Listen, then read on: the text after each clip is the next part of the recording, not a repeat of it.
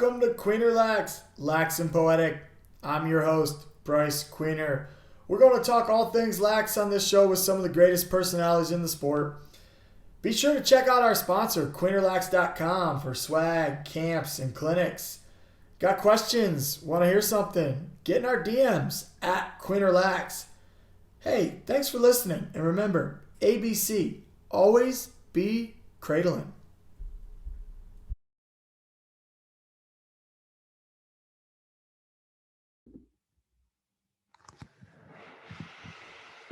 Welcome back, Queener Lax, Lax and Poetic. I'm your host, Bryce Queener. We took a little break for the holidays, and I might have been moving apartments and getting situated. We started our season.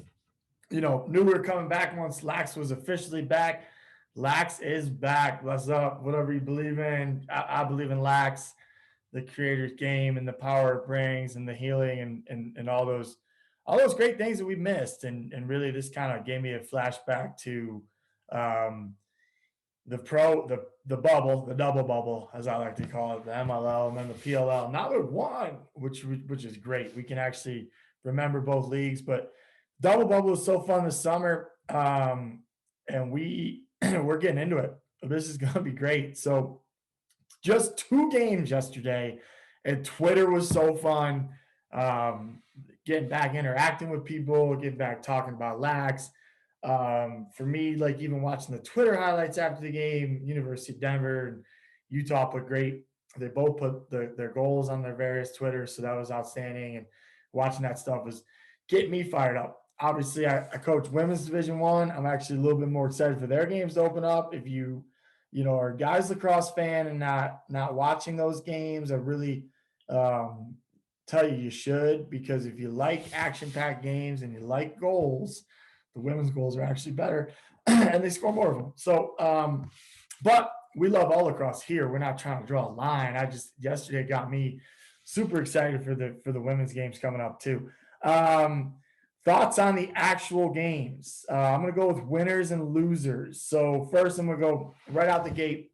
I cannot believe what a missed opportunity this was for Mercer and Bellermine. Like, you got a guy like me who loves lacrosse, but I've never watched a Mercer game. I've never watched a Bellarmine game. I struggle to name a player from either program's history, other than Hans Van Houten, the Penyan great, went to Bellarmine their first year. I mean, I know some guy, Deep Z, I played senior A with.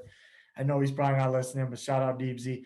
I know some guys that played there, right? Mercer, I really don't. I coached a women's game there a few years ago. Beautiful facility, but what a loss. I mean, just a straight up L, completely. Like the recruiting, like name their mascots. Like, I don't know. Really, a lot of people can't even name where they're at. Like where Bellarmine's in Louisville, most people can't even pronounce it. So I'm surprised. I know that the rationale was TV. ESPN had another game going on campus. So I don't know why, why'd you not play Friday night? Why'd you not play Saturday night? You're the first game, that would put you the second game, but you're the first game in over a year, and you would have been in every Lax Fanatics home. They all had you on. Twitter was going nuts yesterday. People were like, what? This isn't on? Like, I wanted to watch that game more than I wanted to watch the University of Denver, who's obviously a stronger program than anyone who played on Saturday. I wanted to watch Mercer Bellarmine. I mean, I just thought it'd be a more even game. Turns out the Denver-Utah game was super close. But I really that was the game I preferred to watch. It was first. I wanted to see it. I wanted to just, I don't know, something about it. It was just even, new teams. That was your moment, and you blew it. And no, somebody periscoping or field level viewing, no, that doesn't count. I was not going to watch that, and even thought about it. So I even almost watched that. So biggest losers, both schools. There you go. And, we'll talk later about it's great that the geography of the sport is continuing to grow and it's in these places. But to me, we got such a long way to go. And that's just, it shows you if you're going to go play in those places, if you're going to go coach in those places, you will be treated differently. You are there to help their enrollment. You are not there to be treated as the same as the other sports. That's just a dark little secret that people don't tell you. So I'm trying to keep it as positive as I can on the show. We lax poetic. We're not lax and mean. But if you play in areas that don't like the game as much, this is what happens. You don't get featured as much. You're not, and I'm sorry. The actual game, I don't know. I didn't get to watch it. So I saw that the one team, I guess Bellarmine won. I mean, it's really hard to even want to discuss it too much other than Lax is back. Let's go. The actual game, one team went 1 for 19 on faceoffs. So I guess that must have been Mercer. They won 18-19, and Bellarmine ended up winning the game. So thank the shot clock for that. Figure it out. Live stream games. Figure it out. It's such a bad excuse. I don't want to hear the excuses. We'll talk later about some of my tweets about live streaming. Winners of the weekend, my University of Denver Pyros. We live streamed it. Yeah, you had to pay for it, but a lot of schools charge you. A lot of leagues charge you. The ACC charges you. So get out of my DMs and my tweets telling me a lot of teams don't charge. Yeah, some don't. And I wish everybody did. But let's be real. People have lost a ton of money here. University of Denver's used to selling out these games. So, and it's a big product. And it kind of, to my last point, one of the great things about being in Denver, we treat the sport seriously, and everybody here does. And these guys are treated like pros. Watch the games on FM. The games live stream. They got real announcers. They got like multiple camera views. There's a certain. So, you can be required to pay $10 to watch that because it certainly costs more than $10 to put on. So big winners there, University of Denver, and the other winners in my book is Utah. Wow. And I said this when they hired that staff. I was like, I don't know. Holman, I'd heard good things. I never really met him. I think he was the volunteer at UNC, but it was like his kid went there. So like, how much was he coaching? I don't know. I just kind of was like, I'm always, wanting to lean towards the guys who have sacrificed a ton. Not saying he didn't, but, not getting paid very much and doing the summer camp grind. And so to see him kind of get that job, I didn't love it. And then he kind of hired all the young pro guys who, again, hadn't, in my opinion, cut their chops to get a Power 5 job, like some of these other guys lining up out the door. Now, they're great people. I love Adam Gettleman is one of my favorite people on the internet. I love watching Manny play. So, I was wrong. And I'll admit that on the show. At first, I just it's the loyalty in me. I want to be loyal to all my other coach friends, but they've done an outstanding job out there. They've built a great culture. From day one, and it's going to be challenging. They're going to have to fly everywhere. From day one, they've been a really good program. They beat other teams. So they've tipped my hat to them. They're outstanding. So they're clearly the big winners so far. And I'm a Utah fan. And I think that the rivalry that will be built between somebody on Twitter called it the Rocky Mountain rivalry. That's pretty cool. Battle for the West. That's, obvious. So I like the Rocky Mountain one a little more. Real big winners to them. And then shout out Denver for pulling it out. Winners win. And that offense is loaded. They're loaded. And that Jackson Morrill kid's going to be big. So also, as I'm scrolling Twitter, there was high school lax played in Texas. Really cool. Let's go. The one probably benefit of not being state sanctioned, and I am unequivocally an advocate for state sanctioning. Like I mentioned with getting treated right. You got to be state sanctioned. So I know a lot of people in Texas don't want it because they're getting big money and they don't want the rules that come with sanctioning. So then they can't make the big money and just charge kids nonstop to be on their teams or what have you. Whatever, everybody's situation is different. But that's clearly a benefit for them. They got to play games, so they're already playing in Texas, which is amazing for the sport. So shout out Texas lacrosse is happening. So we're back, man. We got college lacrosse, we got Texas lacrosse, we got women's lacrosse starting up soon. So this is all exciting. Gonna jump into my tweets from yesterday. If you don't follow me on Twitter at CoachQ88. My favorite, by far my favorite social media platform. I'm on Instagram too, Queen Relax, and at Bryce's Nice 88. Kind of put up some of my skiing and my personal stuff on the personal one. But one thing I tweeted, and back to the original topic, live streaming games. I coached at this really small school in Memphis, Tennessee. Never had lacrosse before, and that's kind of why I talk about not caring about lacrosse, because I went through it. Like I went through building a team that went to the NCAA tournament, and just every coach in the department, almost every coach in the department, and even on campus, just treating you completely different. So, and playing in the South and being treated different everywhere you went. So, but with that, playing in Jackson, Mississippi, playing in Conway, Arkansas, playing in Birmingham, Alabama, playing in Sewanee, Tennessee on a mountain, playing in Danville, Kentucky. That was my least favorite place by far. They all live stream every game. Like it wasn't even a thought. Like it was up. So our kids' parents across the country could watch it. I know I got a lot of tweets. Like my high school team does it. Like, yeah, if your school deems you important, at least somewhat important, not even important, just like if they care at all, you're live streaming. Like to not live stream a game is just completely a slap in the face at this point to me. It's just like, come on, man. Like these parents want to see their kids play, and now there's no fans at games. So like you gotta live stream, you gotta put the events up.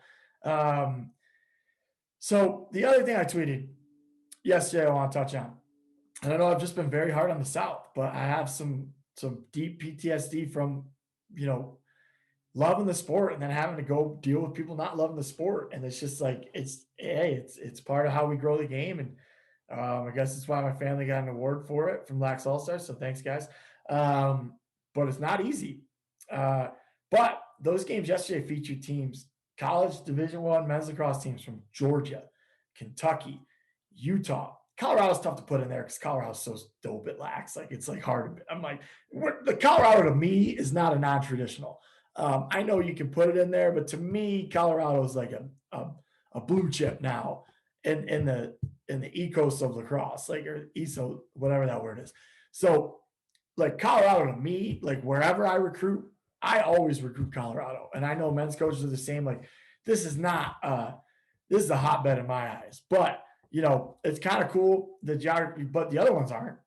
Kentucky's not, Utah's not. I've recruited some and coached some great players from Utah actually, but not your hotbed. Georgia is on there. They're definitely pretty up and up, but pretty cool. The geography's blowing up. We got to keep doing our part, keep pushing it as much as we can. Next topic. Got some donations to ask for. One, donate to the program. This isn't free. It costs me money to put this up. So give me a couple bucks. Just, it's your call. But some better causes if you don't want to donate to me. City Lax, as the University of Denver Women's Lacrosse Program, we are fundraising for them. We're going to run on February 11th. They're doing a virtual run this year. So go to our page. There's a men's page. The men's team's doing it too. I get a lot of messages. I don't coach the men's team in Denver. I coach the women's team. We got a great program. We got great kids. So find our page. I got links on my Twitter, on my Facebook and stuff. If you want to find that, help us donate to them. 3x buddy Mike Fontenot was hurt playing 3x on a freak accident. So if you could donate to him, we've raised over $30,000 for him, but he kind of lost his position at his job. I think he offered to retain it, but they moved from Golden to Milwaukee, and who wants to do that? So not lapsed in health insurance right before Corona. So really just tough situation. Great guy, really great lacrosse player. Obviously an Upstate guy, West Jenny guy. One of my favorite guys to play 3x with because and this is a funny topic, but he plays righty lefty, goes off ball, moves, good passer. If I got any kids listening, nobody wants to play with just a shooter, right? Or just a dodger or just a one. Like this guy, and even coaching, we're always looking for people who can do multiple things, and that's Mike. So he's having a tough time with the eye. Can't see. Had to get emergency surgery to alleviate some pressure on it. So if you can, that's up online too. Please give. I'm going to shift gears to some more topics that I've seen since I've last done a podcast. IL Women has a great article up from Duke player Anna Callahan. Mental health topic. She talks a lot about finding herself, challenges that come with being a young kid on a college campus, and seeking mental health help and loving yourself, and a lot of great topics. I'll read a quote from her here. My freshman year was riddled with silence, sadness, injuries, and a lot of insecurities. And she talks about overcoming it, going to see a mental health professional on campus and really growing from that. And it's the biggest challenge we face as coaches, because we know it's going to happen to someone, and it's probably going to happen to multiple players. And we try to preach it. We try to help it. And I know we're getting better. I've been doing this almost 15, 16 years now. And, when I was in college, there was no talk about going to see someone. We actually had a teammate pass away. Nobody even talked to the team. I mean, it was just kind of like, it just happened. And then we moved on. It was, and I remember, shout out Bobby. But I remember, people being like, his one roommate really struggled, and he was a friend of mine. And it always just shocked me. I remember going to his funeral. That was it. We didn't even talk about his team after, like no big, and our coach is great. I'm not chirping the staff. I'm just talking about just the differences. Now we'll kind of bring it up every practice, but and as I mentioned on the show before, when Sylvia was on, I'm not a mental health professional. I'm a lacrosse coach that just knows that people are struggling, and having coached high school and been a high school teacher at the Hill Academy, you're around the kids more, so you can really have more of a pulse and you talk to them more. I think one of the bigger challenges in college is we're not around these players as much as you think. It's practice and then they're gone, and we're a lot of programs big on that. You don't want to overstep your bounds. You want to let them be young adults, be people. So that's a really good read. Thanks, Anna, for penning that. You guys shall read it. We sent it to our team. The IL women rankings are out. Number 1, UNC, they're loaded. I'm not sure what I'm going to do with this year, because I am coaching a top 20 team, assistant coach, University of Denver, go Pios. So obviously I won't really try to mention our opponents when we play, but I do love the sport. I really have been captivated by top Division I women's lacrosse. Is, in my opinion, the most fun version of lacrosse to watch right now. So I'm going to bring attention to it on the show. I'm going to bring Sylvia on because she's coaching Division III, so maybe she can give some insights. Going to bring Sarah on. Going to bring some other people on during the season. But I got to stay somewhat neutral, but UNC's loaded. So they'll be, if you can watch them play this year, watch them. Cuse comes in at number 3, loaded. So they got a lot back. Obviously, having played and been a super fan of Gary, played 4 in the MLL and being a super fan of Gary. I always watch Cuse games. My brother Brett coached at Cuse during their pretty epic run. They went to 2 natties in 3 years, and I think a Final Four. 2 or 3 years they went to a final game and they lost. But those teams are so fun to watch. I always love watching their games. We came in at 15.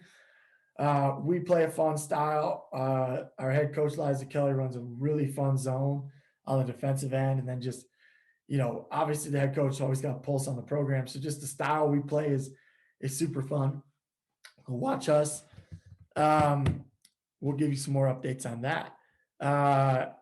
Last couple topics we're coming in. We're almost done on our new show. I'm fired up to be back. I really am. I like doing this. When we started and good to take breaks. It's always good to take breaks. We're back and I'm excited. So I got a couple good goalie podcasts coming up in the works. Got the Britt Reed coming up soon. I coach with her at University of Denver. She's a pro lacrosse player. ACC Defender of the Year as a goalie. Grateful to play and stop COVID shaming kids. I tweeted this week. We're so lucky to be back. The pandemic's not over. So there's a lot of work going on. If you saw from college football, they did not make it through any week this season without a bunch of people getting COVID. So I don't know why people think that kids can get through this in their situations without ever getting COVID. So the COVID shaming, I don't like. Stop it if you're doing it. The NBA is not immune from it. I mean, these guys are making $50 million, and you can't, like, they're not just locking themselves in the room. So, you know, you got to take some steps. You got to try to be as good as you can. But this is tough. We've never gone through this. Be grateful to be back. Enjoy any time you can on the field. I know anytime we've been on the field, it's just been great. Upstate update. Obviously, ending the show with some Upstate. Victor coach Jim Andre, since I've stopped doing the show, has retired. Wants to watch his kids play lacrosse. I know my dad stepped down from being the head coach of the dynasty he built in Penn Yan to then help my mom be the women's assistant so he could watch me and Brett play college, and then coach Sylvia, and then he went back to the guys and has been assistant ever since, but it gives him a little more freedom, a little flexibility.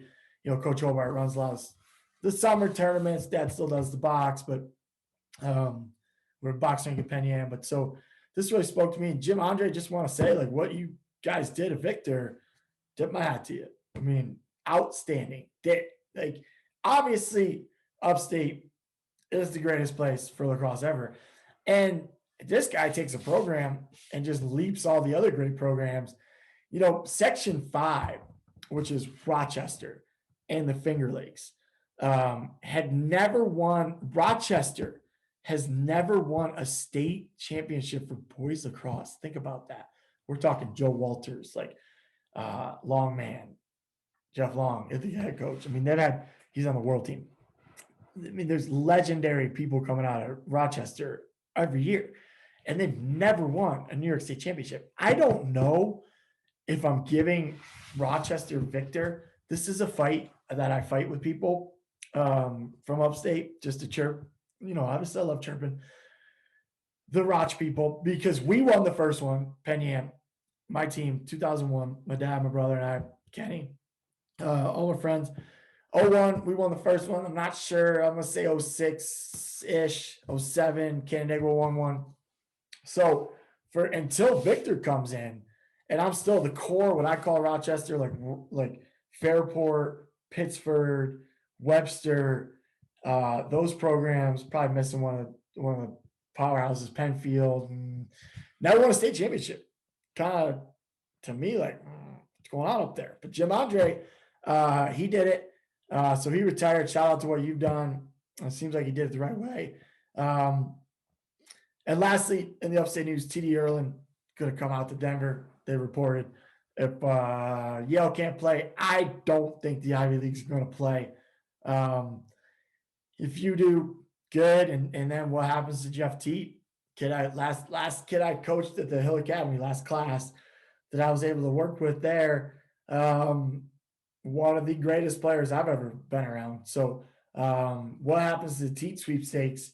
Is he going to play? Does he just go pro? Because there's no guarantee the NLL is going to play. But hey, a lot of stuff. Let's just be grateful to play. Let's be back. Love you guys. Thanks for listening to the show. We're gonna be back a lot more now that Lex is back.